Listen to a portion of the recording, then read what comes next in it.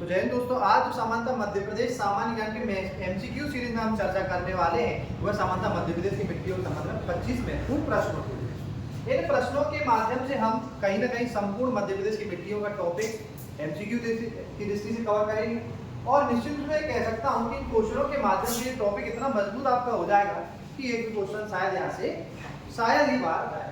जैसे पहला क्वेश्चन पर हम आए, पहला क्वेश्चन बोल रहा है कि भारतीय मृदा विज्ञान संस्थान कहाँ स्थित है। चूंकि हम मध्य प्रदेश सामान्य ज्ञान पढ़ रहे हैं तो क्या मध्य प्रदेश का कोई जिला है ऑप्शन में? लुधियाना, पंजाब नहीं, हिसार हरियाणा नहीं, नई दिल्ली, भोपाल। तो निश्चित रूप से इसका आंसर क्या होगा? भोपाल। वर्ष 1988 का वो वर्ष था जब भारतीय मृदा विज्ञान संस्थान की स्थापना कहाँ पर हुई? भोपाल में हुई।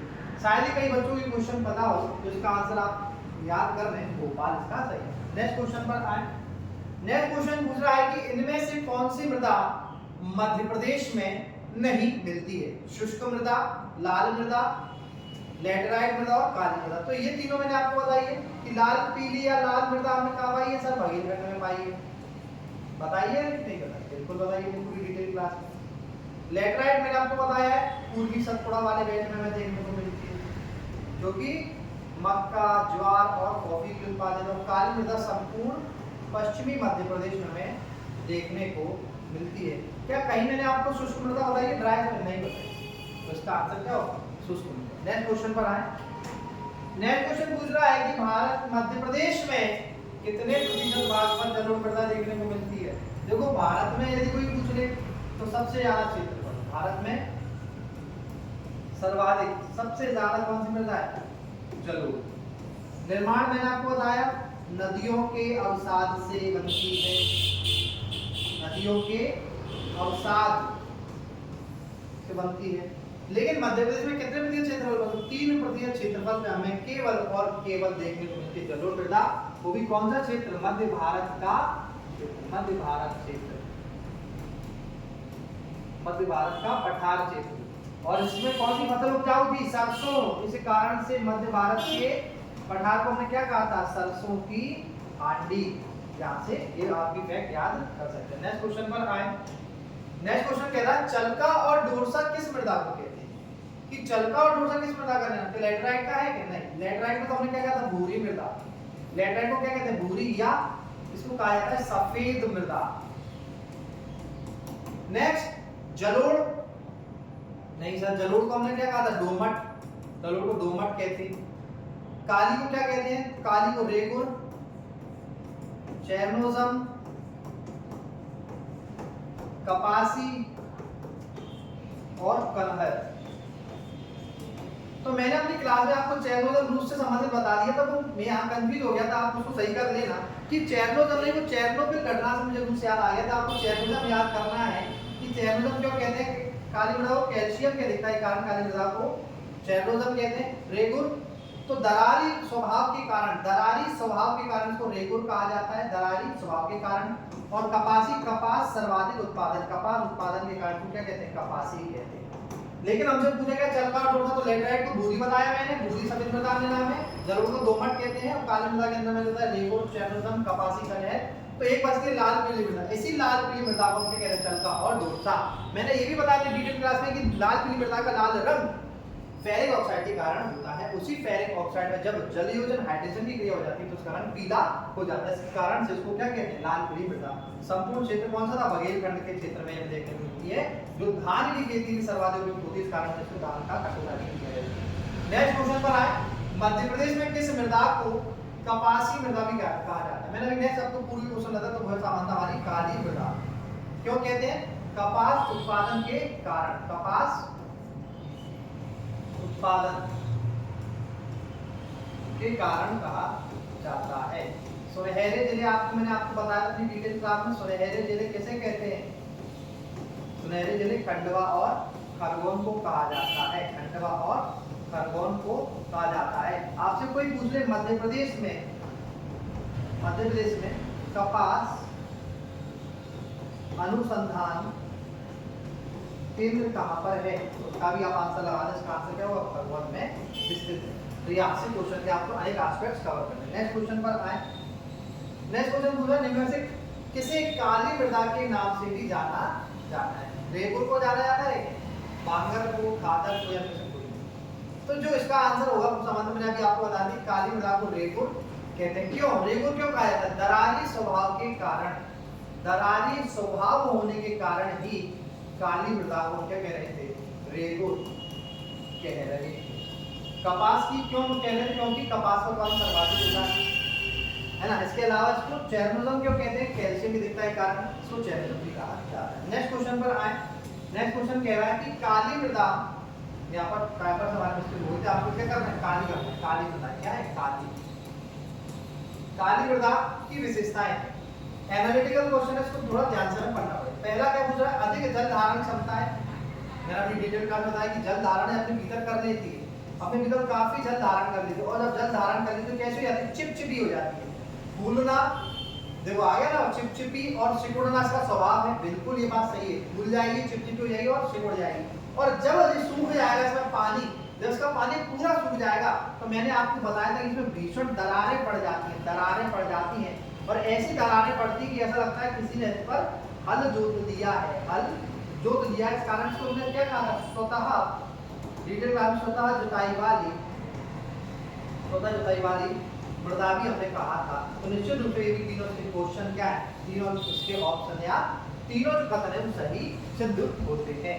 नेक्स्ट पर आए। मध्य प्रदेश में काली मिट्टी के क्षेत्र का विस्तार मालवा के पठार के अलावा कहाँ है? छत्तीसगढ़ के मैदान सब नहीं, नर्मदा घाटी, बुंदेलखंड क्षेत्र नहीं, बुंदेलखंड मैदान का ज्यादा मिश्रित, मध्य भारत में जरूर, तो नर्मदा घाटी सब देखने मिलता है। और नर्मदा घाटी में कैसी देखने मिलती है? नर्मदा घाटी में सर हमें गहरी काली, कौन सी काली? गहरी काली देखने मिलती है।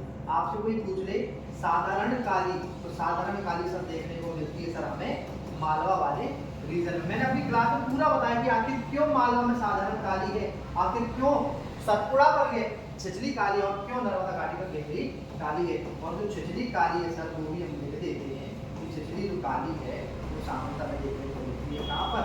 सतपुड़ा पर हमें छिछली काली देखने को मिल जाती है। तो ये आपको पूरा इंपॉर्टेंट हो जाता है। नेक्स्ट क्वेश्चन पर आए कि कपास की कृषि के लिए कौन सी मृदा जानी चाहिए? पहले क्वेश्चन से चल रहा था, उसका जो आंसर है वो सवाल था काली मृदा। इसलिए इसको हमने क्या नाम दिया था? इसलिए हमने इसको नाम दिया था कपासी मृदा। और कपासी मृदा के साथ साथ खंडवा खरगोन मैंने आपको सुनहरे जिले बताया, प्लस ये बताया कि मध्य प्रदेश में कपास अनुसंधान केंद्र कहाँ पर स्थित है? तो सवाल था खरगोन डिस्ट्रिक्ट में। चावल की खेती के लिए भी मैंने आपको बताया, जिसके लिए हमने क्या कहा था? धान का कटोरा। आप याद करिए, धान का कटोरा किसे कहते हैं? पूर्व की क्लास में बताया किसको कहते हैं? बघेल खंड को कहा जाता है। जो मध्य प्रदेश का सबसे छोटा भौतिक प्रदेश, संपूर्ण मध्य प्रदेश का केवल 7% एरिया कवर क्या है? कि बघेलखंड करता है। यहीं पर हमें कौन सी मृदा देखने को मिलती है? इसका मृदा का कटोरा कहते हैं लाल पीली मृदा। लाल पीली का लाल रंग मैंने आपको बताया है क्लास में फेरिक ऑक्साइड के कारण होता है। और जब इसमें ही हाइड्रेशन की क्रिया हो जाती है, जल योजन की क्रिया, तो इसका रंग कैसा हो जाता है? हाइड्रेशन के द्वारा रंग कैसा हो जाता है? पीला। इस कारण से क्या कहते हैं? लाल पीली मृदा कहते हैं। नेक्स्ट क्वेश्चन पर आए। नेक्स्ट क्वेश्चन पूछ रहा है कि दक्षिणी बुंदेलखंड कह लो या हम कह रहे हैं बुंदेलखंड के दक्षिण में क्षेत्र, या इसको आप कह लो कि बुंदेलखंड के दक्षिण में, बुंदेलखंड के दक्षिण में कौन सी मृदा आपको देखने को मिलती है? तो जब आप पूरा मैप का मैप बनाओगे, तो अगर मैं आपको यहाँ पे छोटा सा मैप बनाकर दिखाऊं,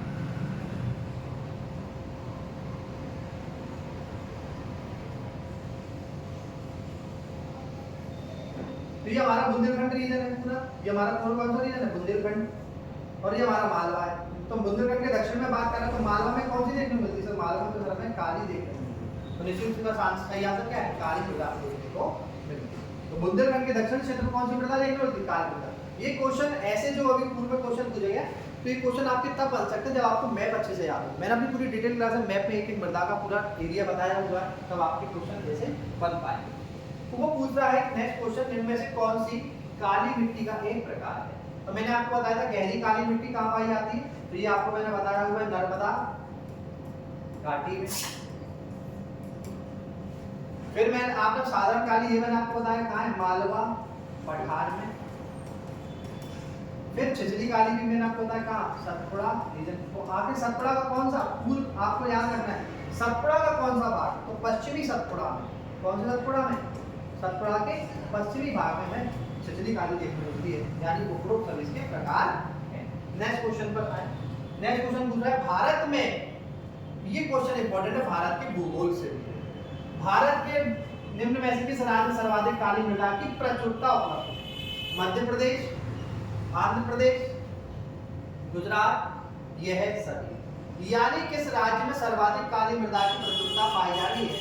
तो मैं आपको ये बता दूं कि प्रचुरता का तात्पर्य ये पूछ रहा है कि किस किस राज्य में देखने मिलते हैं। तो ये यहाँ पर जो तीनों राज्य देखे ना, ये तीन, इनके अलावा दो राज्य और हैं जिसमें काली मृदा देखने मिलती है, तो महाराष्ट्र और एक कर्नाटक।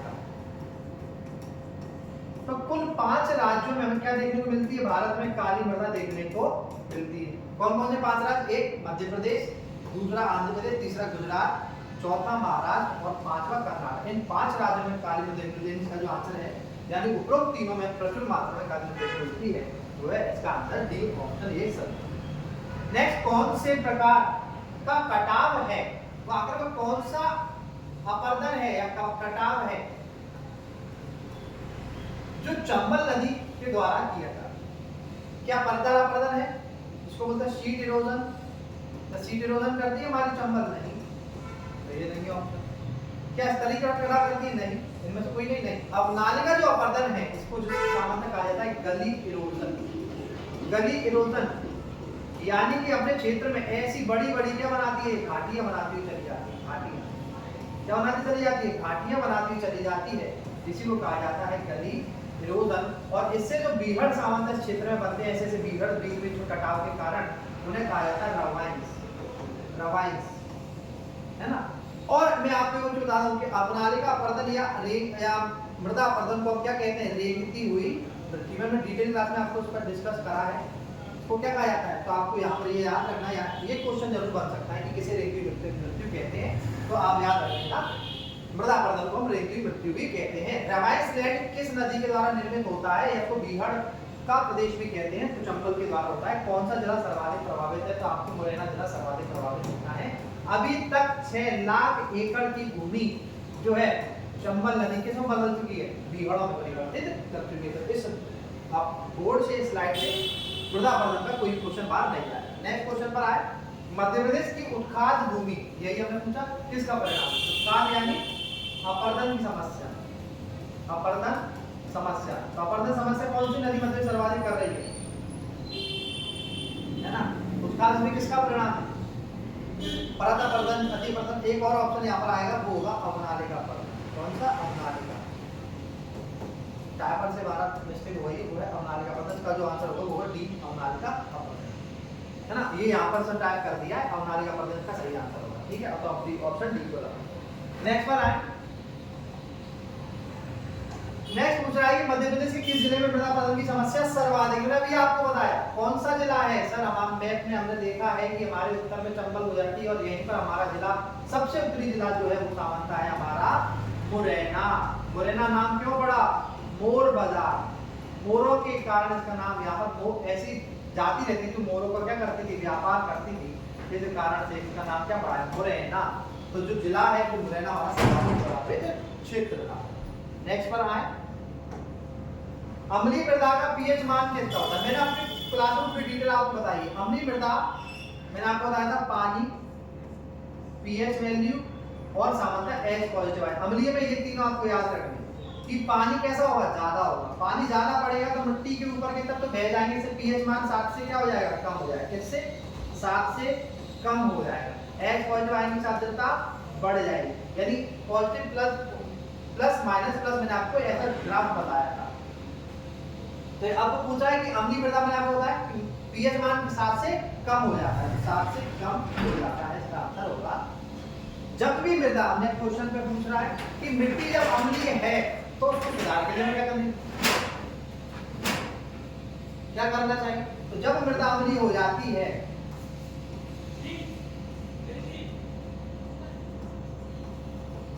पीएच मान 7 से कम हो जाता है, तो हमें सामान्यतः अम्लीय को सही करने के लिए चूने का प्रयोग करना पड़ता है। चूने का प्रयोग किया जाता है। इसका प्रयोग चूने का प्रयोग किया जाता है। इसका सही आंसर होगा होगा चूने का प्रयोग अम्लीय को सुधारने के लिए किया जाता है। नेक्स्ट क्वेश्चन पर आए क्षारीय। तो क्षारीय में भी आपको याद रखना है पानी, पीएच मान और यहाँ पर OH negative ion, OH negative. पानी कैसा होगा? कम पड़ेगा। पीएच मान 7 से ज्यादा हो जाएगा। 7 से क्या हो जाएगा? ज्यादा। OH नेगेटिव आयन की सांद्रता क्या हो जाएगी? बढ़ जाएगी, यानी माइनस प्लस प्लस आपको याद करके चलना है। अब जब क्षारीय मृदा किन क्षेत्रों में पाई जाती है, तो मैंने आपको बताया पानी कम बहेगा, ऊपर के जो पदार्थ हैं, जो खनिज लवण है, वो ज्यादा इतने ज्यादा हो जाएंगे कि पीएच मान उसका 7 से ज्यादा हो जाएगा। तो यानी जब पानी कैसा होगा? पानी कम पड़ेगा, यानी कम वर्षा वाले क्षेत्र में मृदा देखने को मिलेगी। तो इसका जो ऑप्शन होगा ऑप्शन बी इसका करेक्ट आंसर होगा। नेक्स्ट क्वेश्चन पर आए। नेक्स्ट क्वेश्चन पूछ रहा है अगर मिट्टी क्षारीय हो जाए तो उसको सुधारने के लिए किसका प्रयोग लाभदायक है? तो मैंने आपको बताया था अम्लीय के लिए हमने क्या करा था? चूने का प्रयोग। तो चूना तो ऑप्शन में नहीं होगा। क्षारीय का, अब क्षारीय जब हो जाए तो हमें किसका प्रयोग करना पड़ेगा? जिप्सम का प्रयोग सर हमें करना पड़ेगा। किसका? जिप्सम का प्रयोग करना पड़ेगा। इसका सही आंसर होगा ऑप्शन बी। नेक्स्ट पर आए।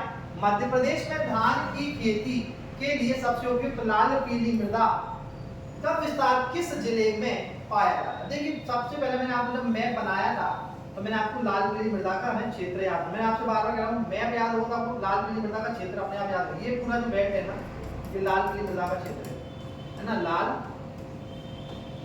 पीली। और ये पूरा बघेलखंड क्षेत्र है। क्या यहाँ का कोई डिस्ट्रिक्ट है? खरगोन सर, हमारा खरगोन तो यहाँ पड़ता है, तो ये नहीं होगा।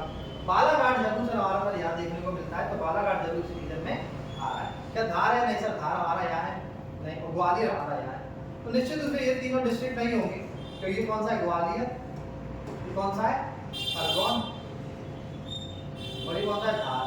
लेकिन हमारा जो बालाघाट है, बालाघाट वो हमारे इस रीजन में आता है, जिसका सही आंसर है बालाघाट इतना करेक्ट है।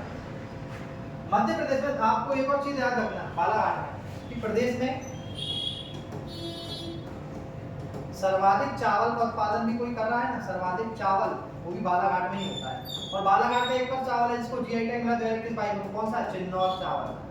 एक क्वेश्चन भी आया हुआ है 2024 में, चिन्नौर चावल का उत्पादन करता है। तो आपको ये यहाँ से याद करना है। नेक्स्ट, काली मिट्टी के रंग के लिए जिम्मेदार है क्या है? यहाँ पर आप जब डिटेल क्लास पढ़ो तो आप लिख दोगे यहाँ पर टिटेनीफेरस। ऑप्शन देखना ही नहीं है सर, हमें पता है टिटेनीफेरस ऑक्साइड। क्या ऑप्शन है? देख लो है क्या है? टिटेनीफेरस मैग्नेटाइट कर देना। क्या है? टिटेनीफेरस मैग्नेटाइट। टिटेनीफेरस मैग्नेटाइट। ठीक है। नेक्स्ट क्वेश्चन पर आए। लाल मिट्टी के लिए क्या जिम्मेदार है? Ferrous oxide. और जब इसी में हाइड्रेशन की क्रिया हो जाएगी, जल योजन जिसको हम कहते हैं, हिंदी में क्या कहते हैं? जल योजन, तो इसका रंग कैसा हो जाएगा?